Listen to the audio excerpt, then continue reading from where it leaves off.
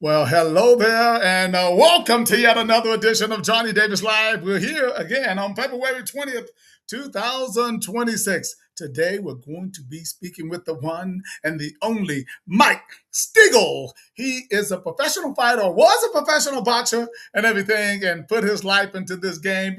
I'll be very honest with you. I am so excited to talk with this young man, about his journey and what he's found. Obviously, he's just joined us, the PBSC Point Boxing Sparring Circuit. And if you want to hear more about that and what that's all about, join us today. It's going to be an intriguing, interesting conversation.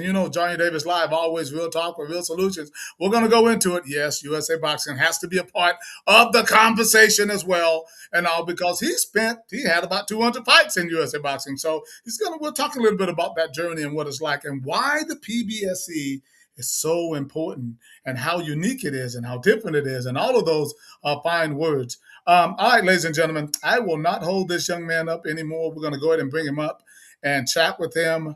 Ladies and gentlemen, he was, I'm going to say, a former fighter. Who knows? He might get hungry. He might want to fight again. Let's give it up for the one and the only Michael Lee Stigl. Whoa, there you go. He's winds it up there and everything. Awesome. How are you, Mike? I'm great. How are you? All right, it's good. So good to see you. So good to have you here Good, good. today and everything. I was actually looking forward to chatting with you. I think your story is just so interesting and unique.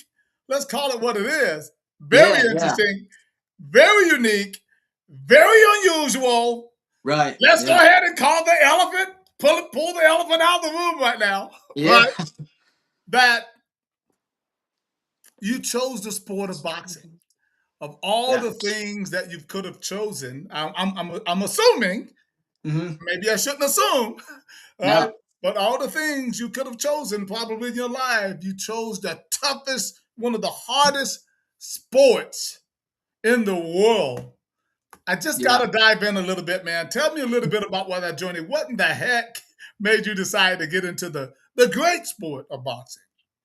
Yeah. I mean, growing up, I was an overweight kid, and I was just kind of annoying, I guess, to a lot of older kids. And we grew up, you know, in Missouri, out in the suburbs. We actually grew up in a trailer park for the first portion of my childhood. Ah, And it was a rougher. There's plenty of trailer parks out where I live in Jefferson County, Missouri, but it was one of the rougher ones. A lot of drugs. Kind of like little made up wannabe gangs, I guess. ah, really? Yeah, teenagers and kids in their younger 20s. They would drop out of school and just kind of bum around the trailer park and just cause trouble.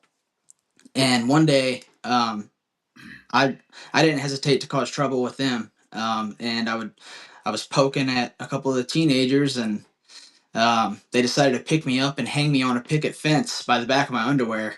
Oh, And wow. yeah, and my So little brothers. definitely some bullying there. Yeah, yeah, there was definitely some bullying going on.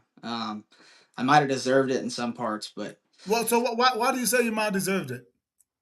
I was just, I was a little kid that pardon my French, but I've always had balls, so I would see those older kids that, kind of like to pick on other kids and stuff, and I would poke back at them. I was never scared of anybody or anything.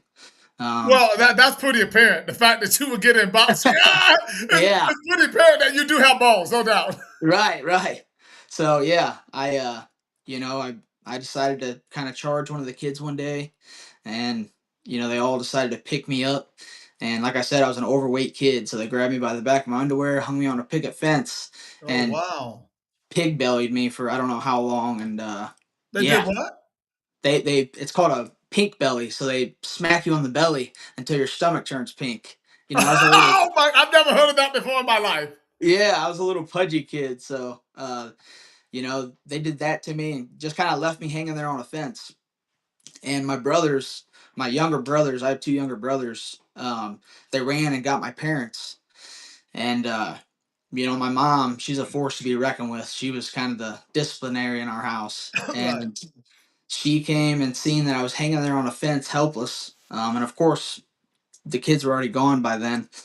And she helped get me off the fence and waited till my dad got home. And when she told my dad about it, my dad was like, all right. He was like, crazy enough, I just found a flyer in a gas station in town that was advertising a boxing gym in the basement of the gas station. So uh, that night, he drove me to the boxing gym and I met my coach, Kirk Douglas. And I actually sparred my first night in the boxing gym. Wow. Yeah. And yeah, I actually ended up fighting a week later against the guy that I sparred in the gym. So I was about 10 years old, 9, 10 years old when that happened. And yeah, I've been boxing ever since. Oh wow, wow. So I mean that's a really interesting story. So I want to go back on some of the things that you said about the trailer park, right? Yeah. So is that a self-esteem thing or something when you talk about being raised in a trailer park? Is there a stigma out there for people who live in trailer parks as opposed to anywhere else? Yeah, I mean, I would say so. The culture's different, obviously, in the trailer park because they're typically more out, in the southern areas or, Right. kind of in the backwoods kind of thing. And the culture is different. But I mean, in a way, I guess to the white community, maybe a trailer park's kind of like the hood. It's trailer Ah, kids I get kids it. who grow up and nobody's killing each other in the trailer parks, I guess. But it's low income families. Some families, involved. They're in the situation they're in because of drug addiction or everybody's got their issues and What so did you see? What did you see though about that taught you? There's two ways to learn, right? You can learn from your own mistakes, or you can learn from others. What did you yeah. learn? What did it teach you? That environment teach you? And I know your parents probably did the best they could, but what did Oh, that yeah. environment teach you?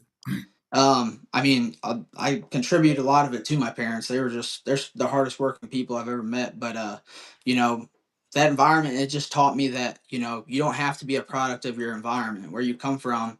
Just Mm, because you were raised somewhere or that's where you lay your head at night, that doesn't mean that's where you have to hang out or label yourself as just stuck in that particular environment. I right, was in the boxing gym every day. When I wasn't in the boxing gym, I was on a wrestling mat or on a football field. My parents kept us in sports constantly. right, Especially right. when we got to the age where kids started sneaking beer out of their parents' fridge or smoking weed, stuff like Yeah, that at a young age. And, we didn't really, even know that was going on until by the time we got in high school because right. we were always so busy and so dedicated to sports. So, Right, right. So when doing the other sports, what was it about boxing though that caught your attention? I always like to tell the quick story. I was trying out for basketball, and when yeah. the karate school and all that came to town, I said, "Oh no, I think I'm gonna do that." Right, and I made like two cuts on the basketball team. Who knows? I could have been the next Michael Jordan, right? And then I Right. woke up, but Yeah. I said, "Nah, something about the martial arts that attracted me." About kicking and punching and whatever. What was it about boxing that caught your attention? I mean, it was the first sport that I ever got into, and that I felt like I was in full control of the result. Of course, you have to trust in your coach, and your training partners are in a way your team because you hold each other accountable. But, I remember just, my coach, he didn't tell us what to do. He, Right. he was always watching and listening, though. He wanted to see if we were doing what was expected. So, Mm. I think just that accountability and that trust that I was going to do what was expected, I think that's what drove me to boxing more than anything. So it Because was I kind didn't, of like a mentor, a sort of a mentorship, like another family, maybe. yeah, in a way, yeah. And I think at that time, in my age, I realized, okay, fighting something I could be good at, and I think it also kind of fueled my um, confidence, and then from that confidence, kind of maybe turned into a little bit of an ego addiction there. So the ego is what really I think You said you, kind you of had a little bit of an ego while you were when you started boxing. Yeah, yeah. So I Well, you was, probably had it before you started boxing, but when you got that confidence. yeah. Once I found out I could fight, then I was like, okay. Okay, so you got to tell me a little bit about that, and also tell me about how you got humbled, because most people do. Yeah. Yeah, I mean, I get so I kept boxing, and my coach had us, we were fighting like every other weekend. We were Right. traveling to Kansas City, entering tournaments and going to the nationals, doing whatever growing up. And I mean, I was still a pudgy kid at this time. It Oh, took, right. Okay.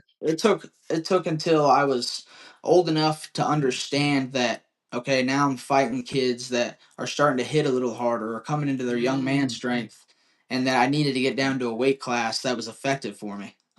So my coach kind of, pounded it in my head, and later, and it even got to the point where he had to go to my parents and say, "Hey, you need to tell Mike to quit stashing cookies in his gym bag." I would I would eat cookies right after training every So you're every day. not that tall. You're not that tall and No, I'm everything. only What I'm only what what 5'8". 5'8", and what were you weighing? I've been in the I fought 141 pounds. I never fought any lower than that. Oh, wow. Yeah, from 9 or 10 all the way up to I was about 13. And around 13 years old is when, my parents kind of helped me get my diet on track the best they could, eating freaking raw chicken and vegetables pretty Wow. much. And that's when I got abs. And like when I could see my stomach muscles, talk about an ego boost. You know. Yeah. That was different then. That was like, hey Yeah, man, it's really working.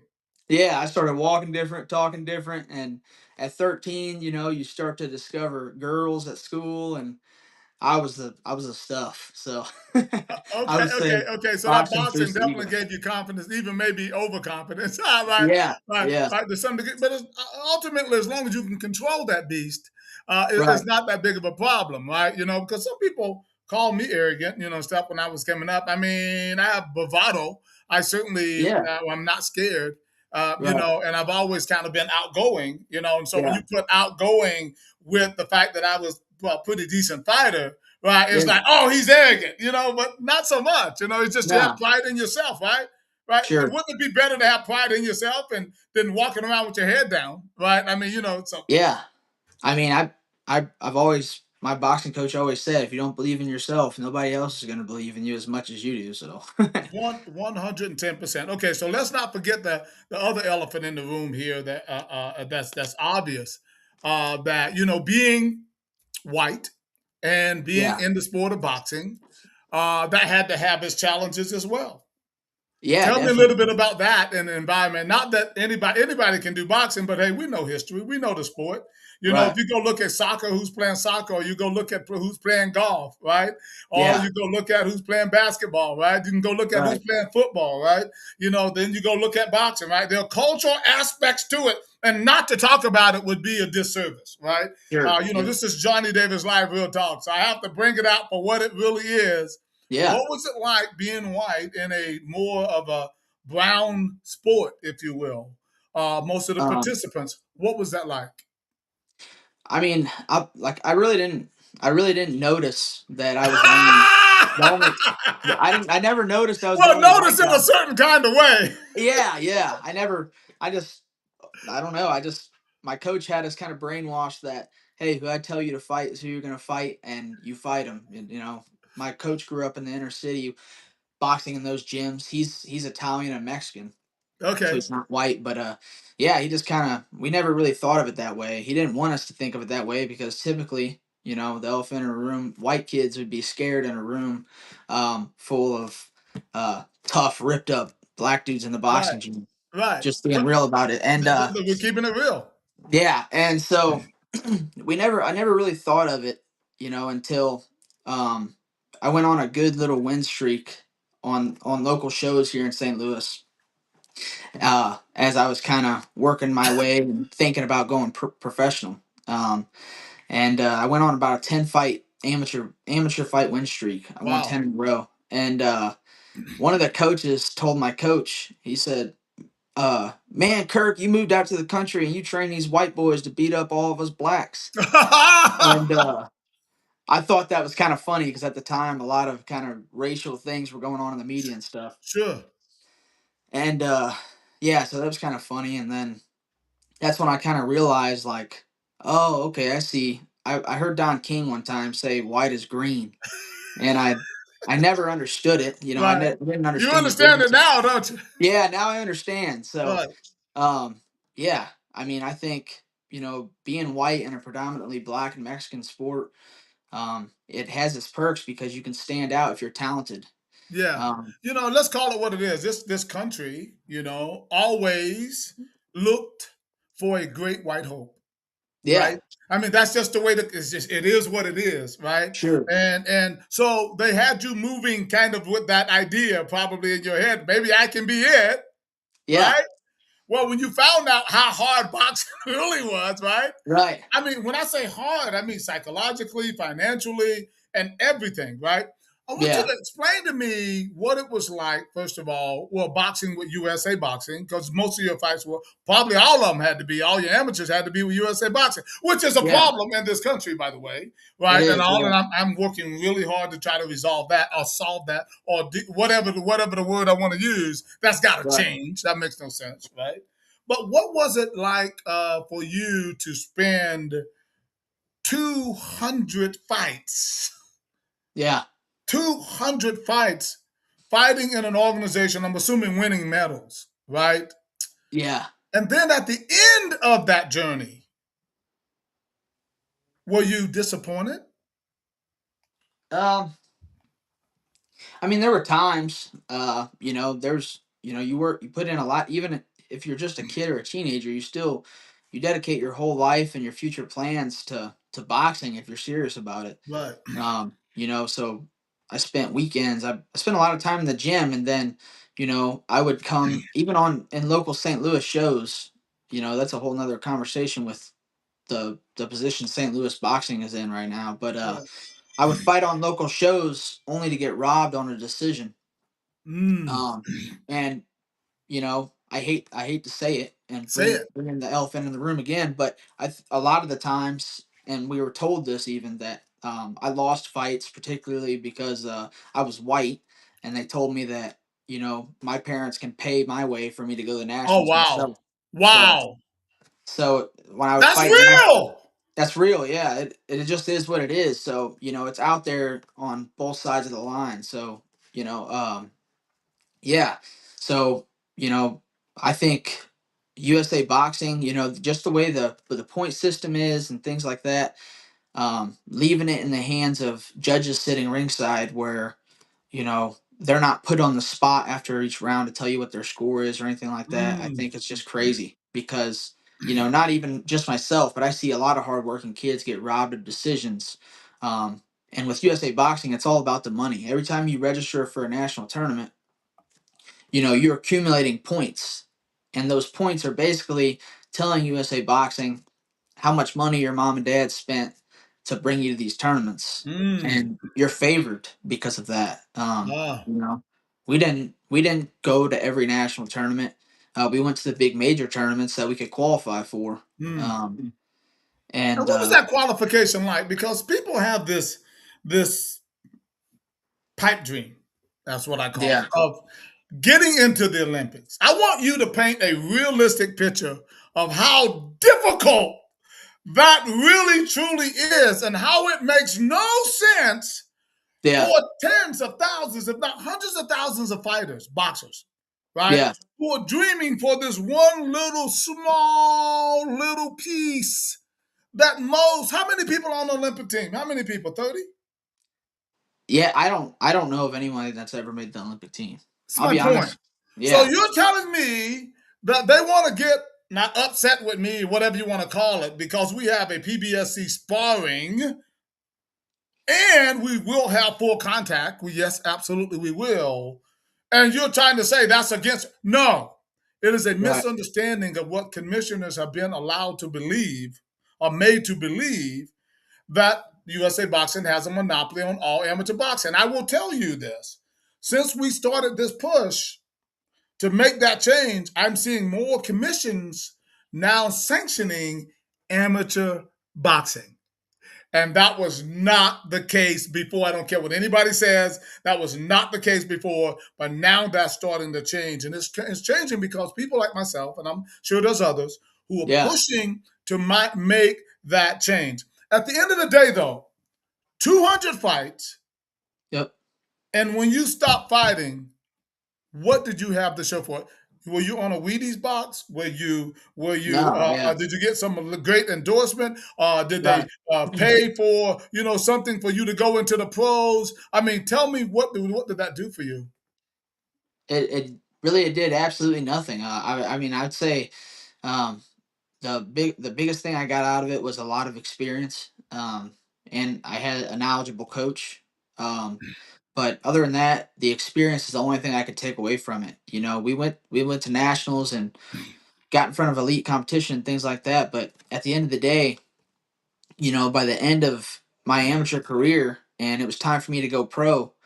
Um, my first professional fight, me and my coach and two other guys from our gym actually had to put the boxing ring up for the event ourselves Oh wow, for me to get onto the show. So, wow. you know, because USA Boxing had nothing to offer. Now, maybe, you know, maybe had I never won a national title. Maybe had I won a couple national titles, somebody that's won some national titles could say different. But even then, you know, I just don't think USA Boxing has anything to offer for the pros anymore. It's almost like they're two totally different sports now. Right, right, right. Well, I think that's a fact. Except for, like I said, people go to the Olympics. Back in the day, you would go to the Olympics if you can go to the Olympics, and you maybe would win a gold and come back and get recognition, get in the commercial, get an endorsement or something like that. I challenge anybody right now in the last 10, 15, 20 years to name maybe two people who's gone to the Yeah. Olympics, right, and came back with national endorsements. The only person that comes to my mind right now is the swimmer guy, and I can't even call his name, right? Yeah. Or some of the gymnasts, right? The gymnasts, Right. right? You know, they come back. I don't know of a boxer who's gone and won a gold medal and came back and gotten any big endorsements of the last 10 or 15 years. Can you name one? I mean, rare. I mean, American boxers, it's rare. I know Andre Ward, uh, winning the gold medal worked wonders for him, but also he was a superstar for USA Boxing and kind of the poster boy for USA Boxing coming up. Yeah. So you know, other than that, I can't think of anybody. I just don't think, you Right. know, I just don't And think this is it's the there thing, and not anymore. to beat up on the program. I mean, it is what it is. However, change is needed, right? It's just, Right. and we're talking about tens of thousands, if not more, people who are pursuing the sport of boxing, some with dreams, just like you did. You had dreams. I'm Yeah. assuming your dreams were to become a world champion and I want to be world champ. Yeah. make big money and to live that glamorous lifestyle and Right. all that. And again, if we're going to, this is what this is one of the things I say, even with my sport, the sport of ideally, mostly Muay Thai and kickboxing, I said I was ahead of my time. I said I was ready for the sport, but the sport was not ready for me. I Yeah. I did everything that I thought, all the Rocky movies and all the stuff that I needed to do. I trained like a maniac. You know, I ate right. Yeah. I did everything. I got my technique good enough to be at the top and as a world champion. And when I got there, it was like, wait a minute, where's the money? Hey, where's this? Well, making $5,000 for a world title fight is no money, right? Right. And all, Right. and so that is what that. So I'm not just talking about boxing. I'm No. talking Yeah. about amateur sports, in particular with the Muay Thai and kickboxing, that did the exact same thing. That Yeah. we would organizations and all that would use up these fighters, right? And when they got there, there was nothing there. This is my plight today, and my push today is to try to grow the sport, try to grow our organization, particularly, so that when fighters retire from Right. amateur, that they really have something to go in and pros, and that in particular, they can make that $1 million purse. And if Right. we don't make the sacrifice to do that now, right, then what's going to be there for fighters later on? Okay, all right. So I can go on and on about that, but there is a mentality as now you have done it. You fought some pro fights. How many pro fights did you have?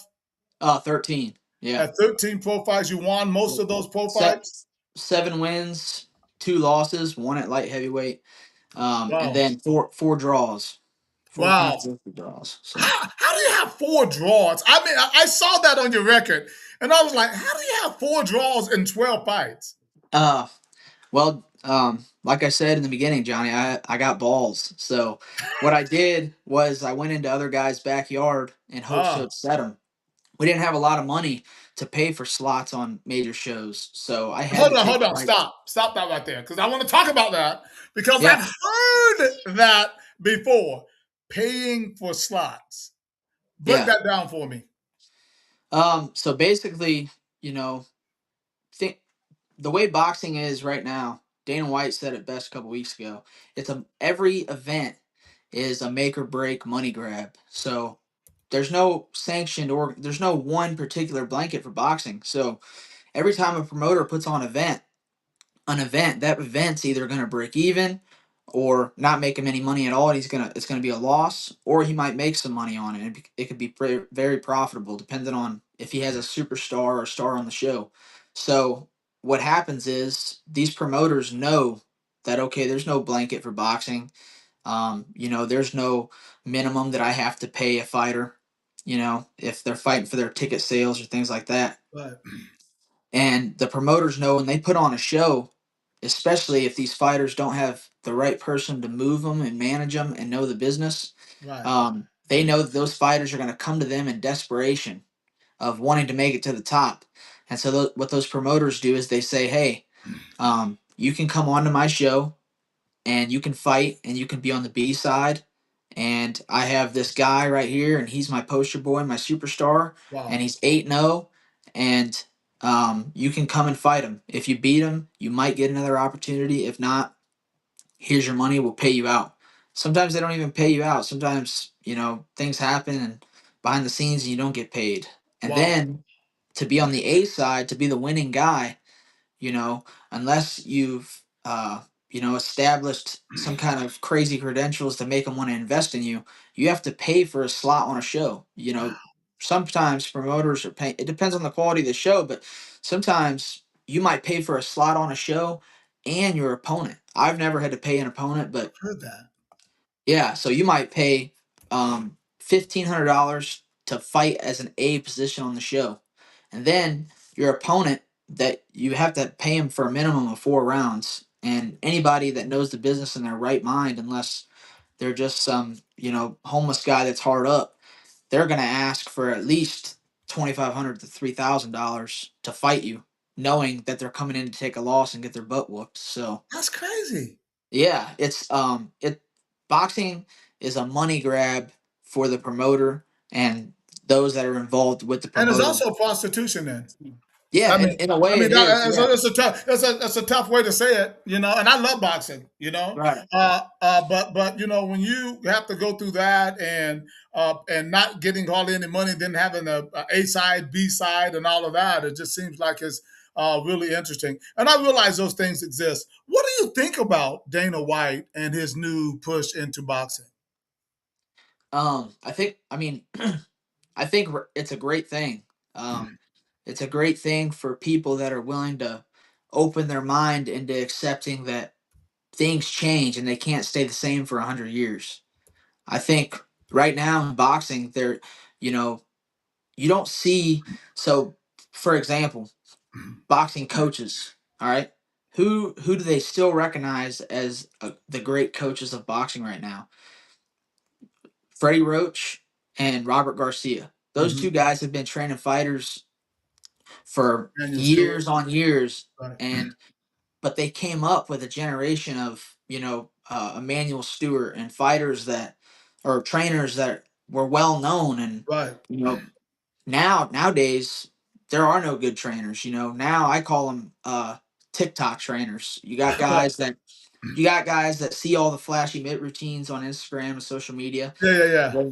They bring those into the boxing gym, and it's beneficial for fighters sometimes because it helps promote them. But you know, guys are coming into boxing that know nothing about the sport, and so they just buy into this. Hey, we're having a show. Hopefully, it does great. You pay for your fighter to get on the show. Blah blah blah. Well, what Dana White's doing is, and what people don't like, and it's causing controversy. Dana White is bringing a platform that blankets boxing. They keep saying, "Oh, these big paydays are going to be gone. You're not going to see these big paydays anymore in boxing." The only time you hear of a major payday in boxing is when You get Canelo's hit. fighting, Right. recently Terrence Crawford, when a Right. big superstar that comes around once in 10 years fights. Other than that, there's guys that have a WBC title. Um, and I say WBC in particular because that guy involved with WBC, he's Yes. had a lot of things to say about Mhm. Zuffa boxing. Mhm. And, there's guys with WBC belts that, they come along and they're still fighting for, ticket sales or $5,000 if they're Yeah. lucky, and That's the real thing. That's the real yeah, game. A lot of people think you're boxing, you're world champion, you think you're rich, you think you're making money. But that right. is not the case. I mean, people thought I was rich when I won my world title too, but I'm like, hey guys, no, no, nowhere near, even worse, right? Worse for Muay Thai and kickboxing and Yeah, all that. But when you mentioned something about the WBC and stuff like that, what are your thoughts though about and this is not something that I'm aware of in Muay Thai and kickboxing.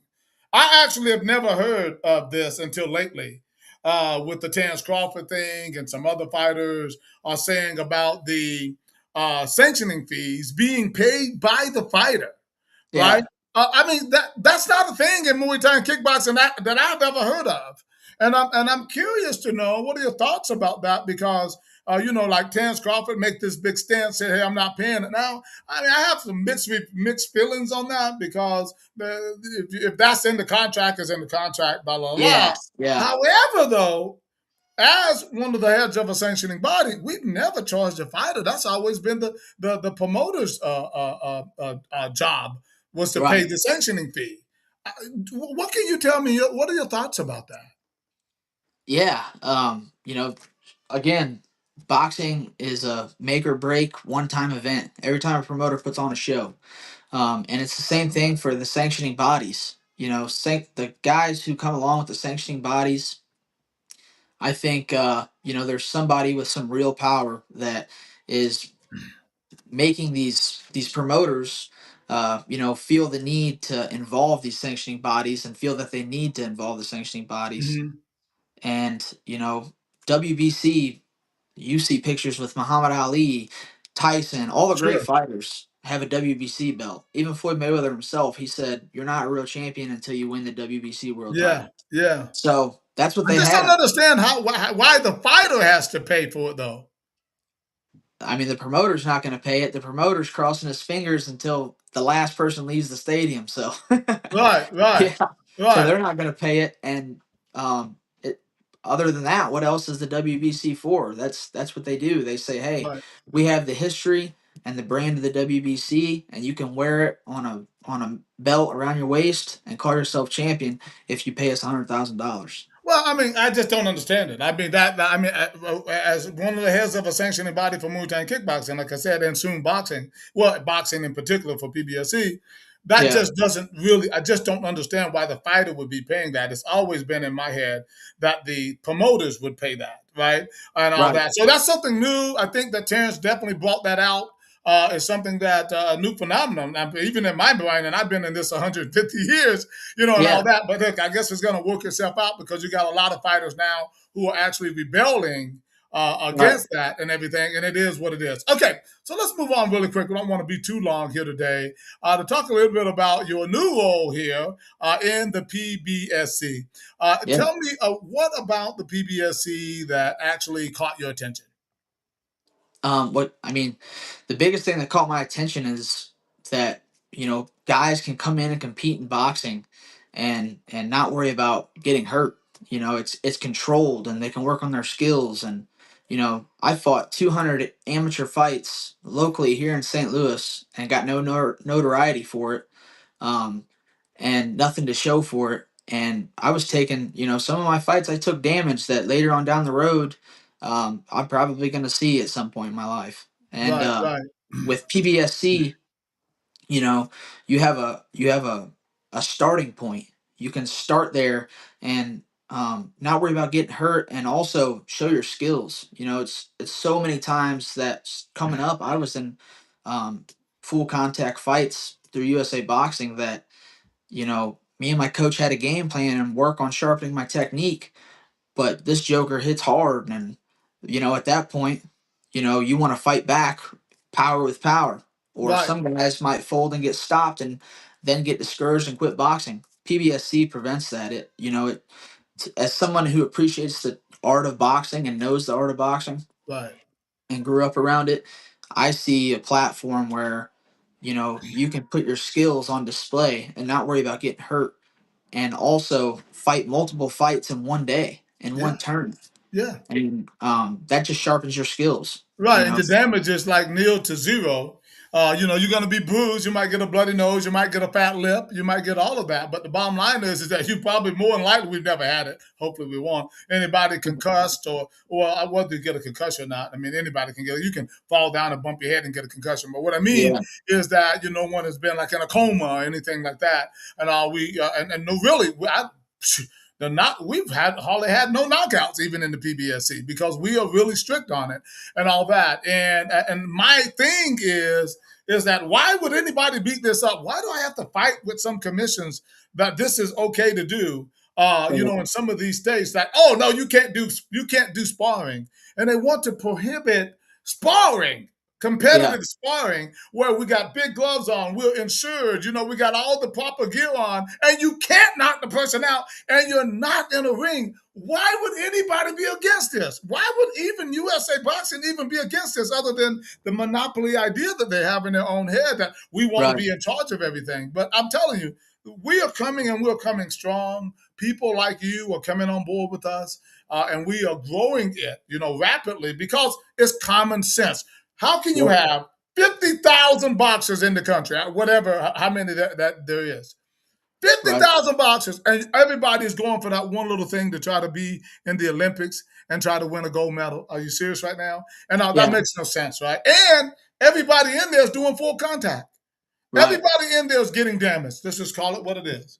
yeah, I'm sure out of 200 fights, you suffer some damage, and as you said, you are thinking definitely, about the what might come down the road, yeah, and stuff like that. When I was fighting, I certainly did suffer some damage. Mostly, probably in my neck and stuff like that. I still got a little thing, and I'm going to talk about that on one of my clips where people. I was doing this in a fight, I kept doing that, and people wondering why is he doing that, right? Well, that's yeah, from damage. That's from damage of not necessarily getting hit as much, but just the training and the hard work and stuff that you do and all of that. But in fighting, especially as you alluded to, you can be training with somebody hmm, and they're supposed to be working on technique right, and they're knocking the living crap out of you. That's damage. And you're doing that every day almost in the gym. That's yeah, damage. Well, what we're trying to do with the PBSC, where there are no knockouts, right? And there's only, we can only win on points, is to put in people's head that even in the gym, now you're working more from a on the target, not through the target concept, right? You're right, working more on head movement and footwork and stuff like that. And you're getting touched, yeah, if you make a mistake, but nobody's trying to cream you, right? yeah, yeah, And that to me is what's so vital about the PBSC and why it's literally changing the face of boxing and all that. Now, in saying all of that, you have this psychological thing into a lot of these gyms and a lot of these old trainers right, that are going to resist. I know this already.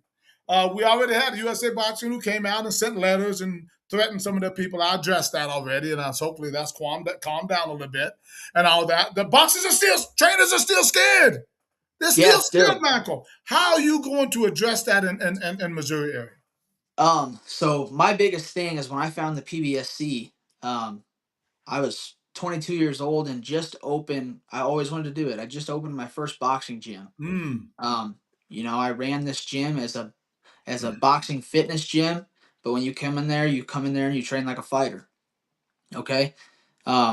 It was a nice gym, heat, air conditioning, lights, nice equipment, commercial. It was a nice commercial gym. right, These coaches that are afraid of the change of transit or scared of USA Boxing or transitioning from USA Boxing to PBSC and letting their fighters do both.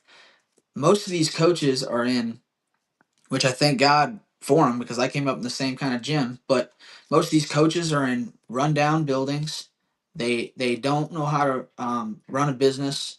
They don't see the perks of being able to have a kid come into your gym that maybe didn't grow up with the background of a typical fighter, Right, but gets to experience boxing training, and then for the first time of his life getting to into a competition and feel what it's like to be in hand-to-hand combat with somebody, right, you know, and then not worry about getting hurt.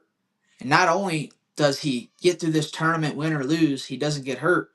He also doesn't get discouraged and comes back to the gym hungry and wanting to win, which right.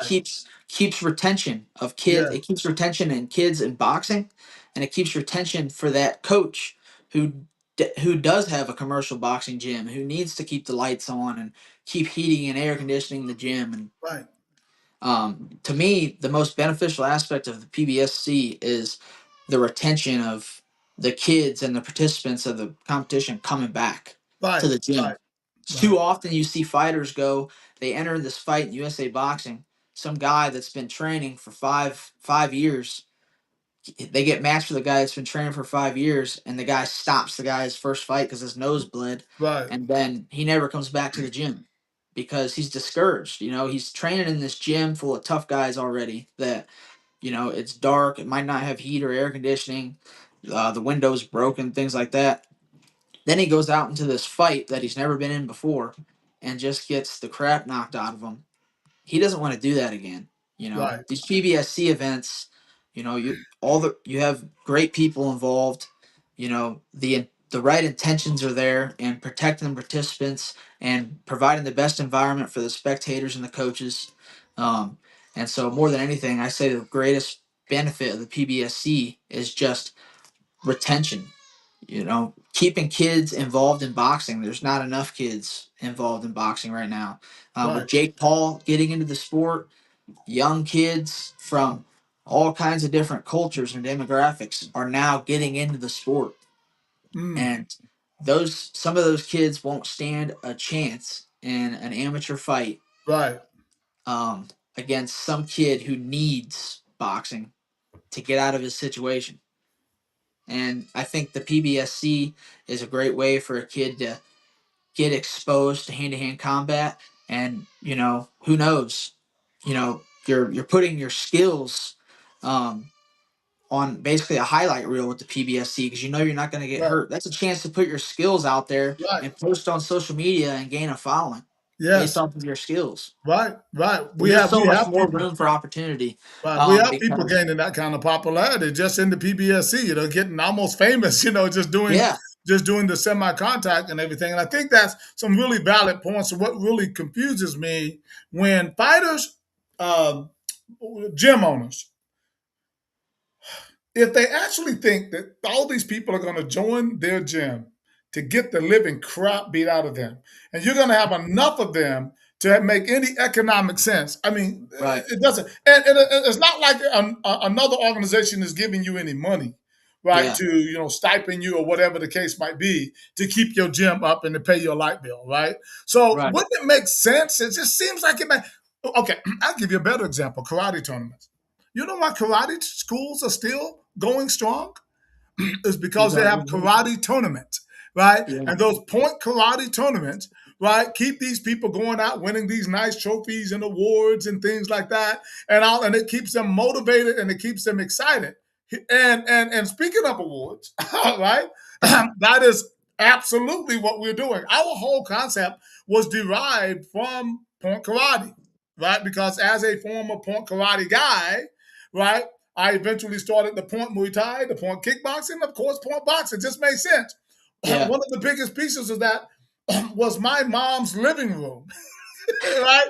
My mom's living room had over 250 trophies piled in the living room. It was actual. It was like something to see when you walked into my mom. My mom was so proud of that. Rest in peace. yeah, She was so proud of that when they came in. Well, they were like, "Oh my God, who won all these trophies? My baby!"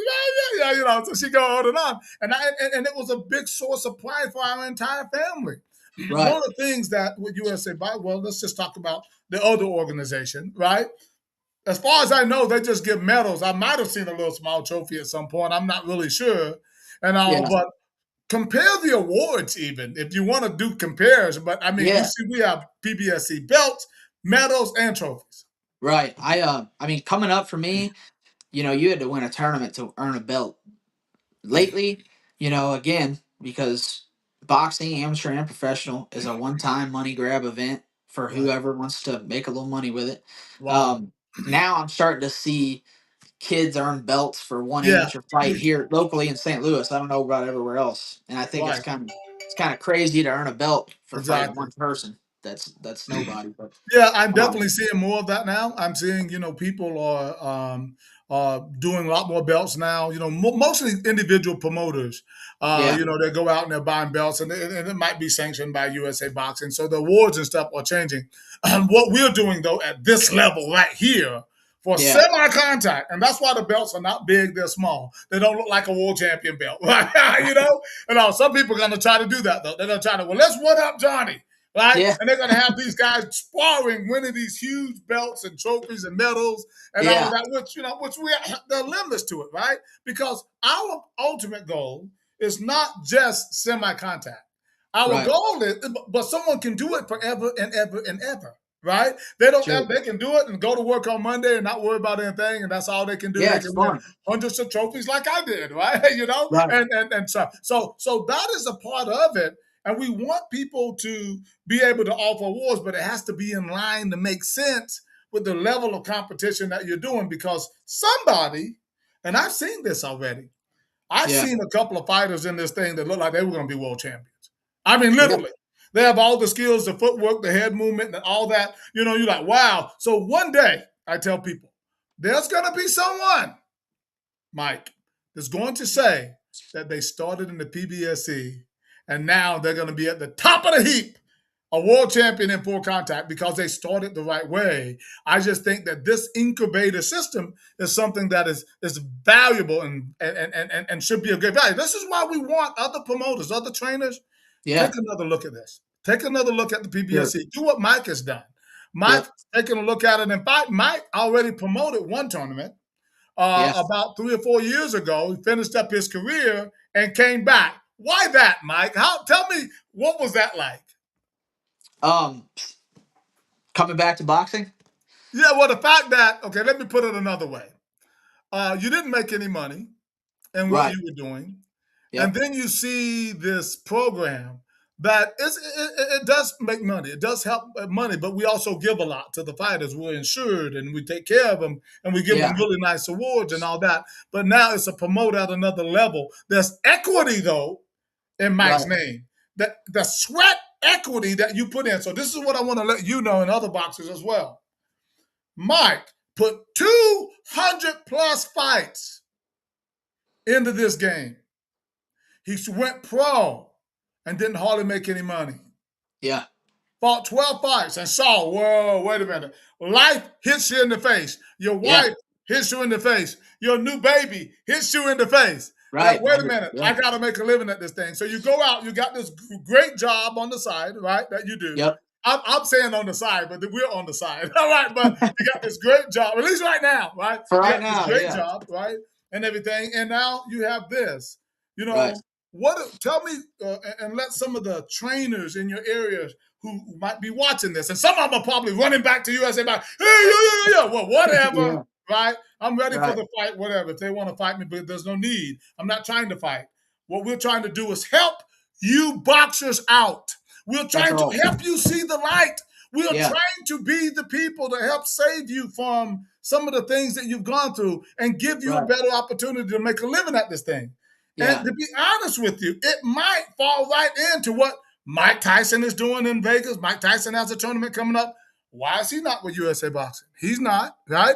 And right, he's yeah, not, no, he's not. He has a tournament coming up, and it is a Mike Tyson boxing tournament. How many people you think going to get in that? A lot, right? And sure, then it's just the whole trajectory has to be different because now you have people like Dana White, right, who are yep, saying, hey, you don't need to do all that to get this. You just need to be talented and skilled, and we're going to pay you a few $100,000 or $1 million. It is changing the landscape a little bit. It's making it very different and yeah, everything. But what are your thoughts about why, when you stop boxing, you still wanted to be in it? Not just just in it, not just in it to teach, but seeing was there something else that you could help yeah. incubate? and produce perhaps Um, fighters. just going through it and experiencing, uh, coming up through the amateurs, 200 amateur fights, and then experiencing being on the backside of the business of boxing and just seeing where it's corrupted and things could easily be fixed but just aren't because of people scared of change. And then coming back to St. Louis and having a couple fighters fight on shows and realizing I've been in boxing for almost 20 years of my life, and Wow. um, nothing's changed with these amateur shows. It's the same thing over and over again. And Right. to me, I'm just like, basically, and also at this point, I can look at a gym and where the kid's from and say, okay, he's going to fight like this and he's going to do this in particular. They do the same things from every Right. gym.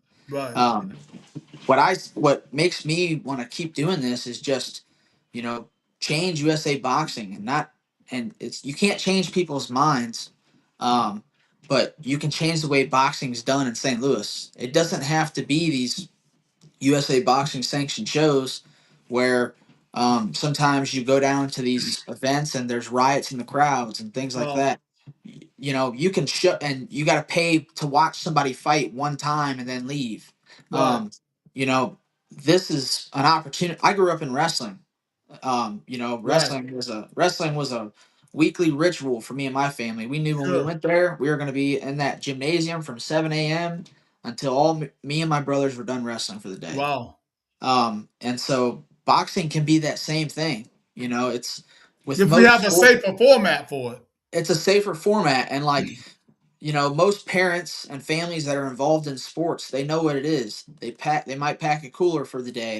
It's Right. something they all look forward to doing together, and Right. they build bonds and memories. And for my family, it was wrestling that did that for us. Boxing, I Right. was kind of traveling and doing my own thing with my coach, but wrestling did that for me and my family. And then I see the PBSC, and what I seen was the same thing going on, the same bonds created, and the same organization and professionalism that high school wrestling brings to their tournaments. I've seen that with boxing, and that's what amazed me. That's what made me want to get involved, Mhm. especially now because I feel like it's still early on, and I want to get in while the water's hot. I, Right. I think this is going to be something that's going to grow. I think uh, professional promoters are going to get a grasp on this, and I think they're going to want this to be part of their events in some way or another. Because again, you're working on skill. That skills create highlight reels on social media that create Right. followings. Right. If you're that guy that wants to put on a boxing show, whether you're experienced in it or not, you want to put on a boxing event, a boxing show professionally, Right. in hopes of breaking even or making money. Well, you can best bet that you're going to make money if your audience that pays to come watch your shows are watching your fighter's little brother or son, little Johnny, fight in the PBSC tournament before the Right. show that night. Right. It's Exactly. And that's the way it starts. It starts there. If you coming out to see them in a PBSC, right, and all, and then you watch them 10, 15 times doing PBSC sparring, well, by the Sure. time you put them on a nighttime card, they're gonna have double, three times that people when they have their first full contact show. So That's this right. is why it makes so much sense. And I want to invite promoters across the country. Give us a call. Our information is on pointboxing.com. You can contact my VP of Operations, Mr. Rafael Mendoza, or myself directly, and we can have a discussion about it to help you understand how it works and how it can be a great, great addition to your full contact boxing program, and how this is a safer outlet because we're going to incubate these fighters up into the level where they're going to be ready, as you alluded to already, Michael. Better footwork, better head movement, more exciting, more speed, and all that. And you get two guys that come up with that, you're going to have an exciting card now. Yep. And guys, because they have a better defense, they're probably going to take less damage, right? It just works. It just makes so much sense. So Does. we're talking about a show coming up, your first show. We have a Yep. tentative date that we're looking at. Go ahead and talk a little bit about that and talk about what your goals are for the Missouri area. Yeah.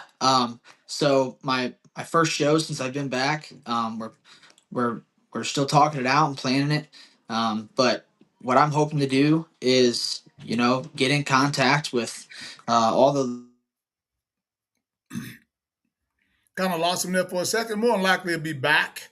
Sometimes the internet does what it does. We certainly want to continue this conversation. There he is. He is back. Go ahead, sorry Mike. about that. That's fine. But yeah, I'm gonna get in contact with all the local boxing gyms that want want membership retention and want kids to keep coming back, and that want to keep their lights and their heat and their air conditioning on in the That's a good summer. way to put it. Yeah. And I'm going to talk to them and just explain to them what this is. It's a safe environment for kids to compete. I'm going to bring them in to this tournament, and it's going to be a nice tournament. There's going to be, it's going to start in the morning, probably around 8 a.m. or so. We're going to have a weigh-in. We're going to have a But rules meeting before the yes, event, which is really something that doesn't important. always take place. Right. Oh, There's going to be really?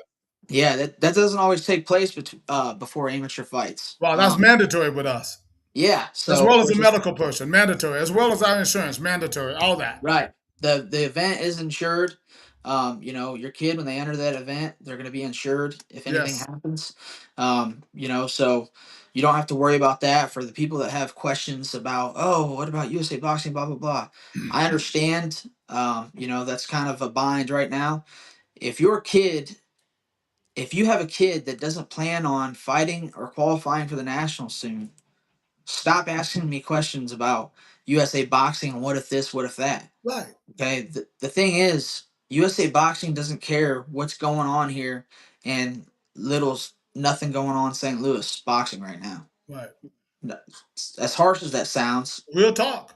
nothing's going on in St. Louis boxing right now to make USA Boxing want to poke their head into St. Louis boxing and say, "Hey, how come little Johnny with 2 fights fought in that PBSC tournament?"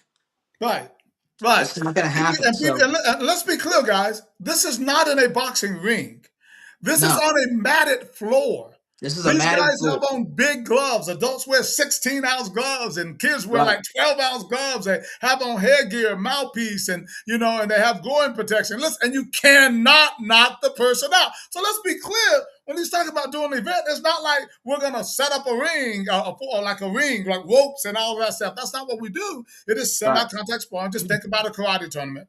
Think about our PKB and just put boxing in it, right? Yep. And everybody needs to understand that. And if you don't understand the benefits of that, beyond, well, I want my guy in ropes or I want my guy to knock it. If you come in there with the attitude that you want to knock somebody out, you're probably right. You don't need to be there. Right? If you come in there Right. with the attitude that, it's about bravado and all those other things, disrespect, no, we're about respect all the time. The spectators have to be respectful. They can't be cursing each other out and all of that. And a trainer can't be slapping the fighter and cursing them out in Right. the corner. You can't do those things in our organization. That's unacceptable. And also, what we do, we ground it on respect. We ground it on respect and everything and all. And so we hope that you guys will take a look at it in Mike's area and across the country. And it's something that you think you're interested in hearing more, feel free to reach out and give us a call. And again, go to our website, pointboxing.com. Mike, tell us a little bit more about your plans as well as how people can contact you if they're interested. And you're going to have your first show coming up here real soon. We'll be making that announcement in all of our network and all that. Final words to you, sir. Yeah. Stay on the lookout for my upcoming show. It could be in St. Charles, Missouri, or it can be in Arnold, Missouri. A lot of people in the St. Louis area are familiar with the Arnold Eagles Club. It's where Nemesis Fight Promotions has their MMA matches. And a lot of that community has participated in the IKF point tournaments and PBSC point tournaments. So stay on the lookout for the boxing tournament coming up there at the Arnold Eagles Club. And yeah, we look forward to it being a great turnout. I should be posting information and making videos here soon. And for those of you that still have questions, feel free to message me on Instagram or Facebook Messenger, and I'll be happy to answer any questions that you have. And again, before we leave here, I just want to ask some of the coaches in St. Louis that are still skeptical about this. What's the difference between your kid coming to this tournament and participating in multiple bouts that are skill based. You know they're not going to get hurt. They're not taking any risks. Um, and the difference in them doing my tournament and then going to Joe Blow's gym and sparring with their guys on a Saturday morning, full contact, getting the crap knocked out of each other for no reason, Right. and not earning any kind of award. Right. In amateur USA boxing, you're fighting for nothing but a trophy, okay? And especially here in St. Louis, it's a small community. The same guys that are sparring each other on Saturday mornings to get Right. better are fighting each other the next week Right. on a show. So Right. enter them in this tournament, bring them into this tournament, mingle with other coaches. This is a chance for you guys to network with other coaches, meet guys in the MMA community that participate in these events. Right. Um, this is a great thing for St. Louis boxing. This is a way for St. Louis boxing to expand the St. Louis boxing and the MMA community to come together because there's a lot that we can learn from each other. And I just think it's going to be a great thing. I think it's going to continue to grow. And I think once coaches get a grasp on it, we're going to start to see more gyms in the area and more coaches interested in possibly promoting events. Well, you know what? I think you just said a mouthful. I think that you're going to be a great ambassador for us. We'll have you over there working with our PMT PKB guy, with Mr. Sadiq Holmes, as well. One of the things, too, I want to make clear that right now we'll be using our iCareFightPlatform.com to keep the all the stats and all that. The reason why that is important is because we are connected with BoxRec, right? So all of the the sparring is reported as sparring, right? We are making some adjustments on that, and but they're not real fights; they're sparring matches, right? So they do not count on your record as a real fight, right? And so that's what's important when we start the full contact arm. Yeah, they're going to count like as a full contact fight. So it's a reason to take a look at the PBSC Point Boxing Sparring Circuit once again. Check it out at pointboxing.com, and we look forward to hearing from you, ladies and gentlemen. It's been great talking to the one and the only Mike Stegall, and I think that this guy's going to do some great things up Looking there forward to it. in Missouri. Really quickly though, you said contact you on Instagram. What would be your handle? How do they contact you directly It's with that? St. Louis Boxing Coach _ Mike Stiegel. Bam! You heard it for yourself. Ladies and gentlemen, give it up for the one and the only and new PBSC promoter, Michael Lee Stugger. Thank you so much, Mike. We'll talk to you soon, sir. All right, thank you. All right, great, great. Guys, what an interesting conversation. That was really interesting to me because, you know, um, Mike is someone who has done this. This is not someone who's just saying, oh, well, this is what they do. This guy's done all the sit ups, the push ups, the road work, all of that in the sport of boxing. And he understands this more than anything, why the PBSC is so important and how we can start here, but eventually even get into the full contact arm of it.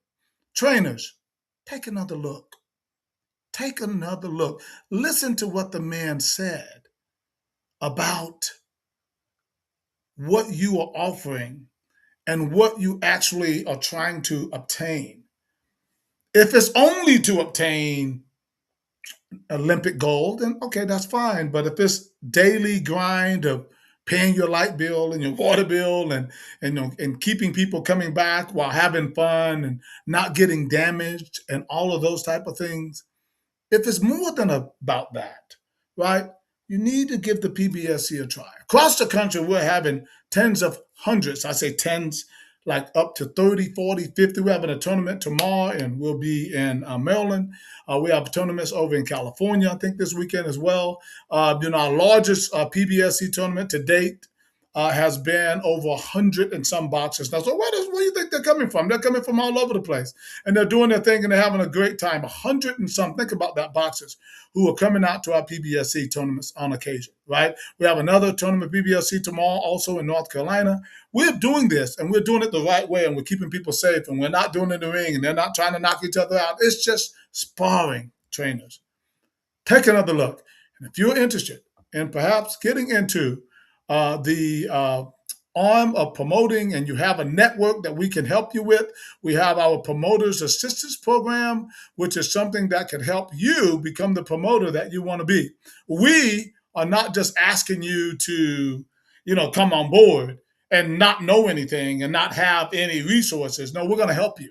We're going to help you from start to finish. All you need to do is have a network. You do need a network, though. You need a network of other trainers and people who are willing to, come to your event. That's important, right? People who you might have a respectful environment there where people know you, they respect you, and all of that. That's what we're looking for. If you have that network, we have everything else in place that can help you become the promoter that you want to be, starting with our semi-contact events, right? It is good for boxing. It is changing the face of boxing. And let me be clear, it's not just about USA Boxing. They're going to do what they're going to do. The only reason I even bring them up, because, well, number one, they kind of challenge me. But number two is because I think there's changes needed to help boxing. Everybody, be clear. If you want to do USA Boxing, please do it. Follow the process. Go to their tournaments. I don't care. Great if it works for you. What I'm telling you is that this is another way to excel in the sport of boxing and do it, in my opinion, in a safer format because it is semi-contact with no knockouts, okay? So if you're looking for that, if you want something like that and you want to keep working those hands and then win some nice awards and everything, we invite you to join us. PointBoxing.com. Once again, I want to thank my guest, Mr. Mike Stegall, guys, and we'll be talking to you soon. Listen, I want you to always respect each other. Forward march. This is Johnny Davis Live, and I'm checking out, and we'll talk to you real soon. Bye-bye.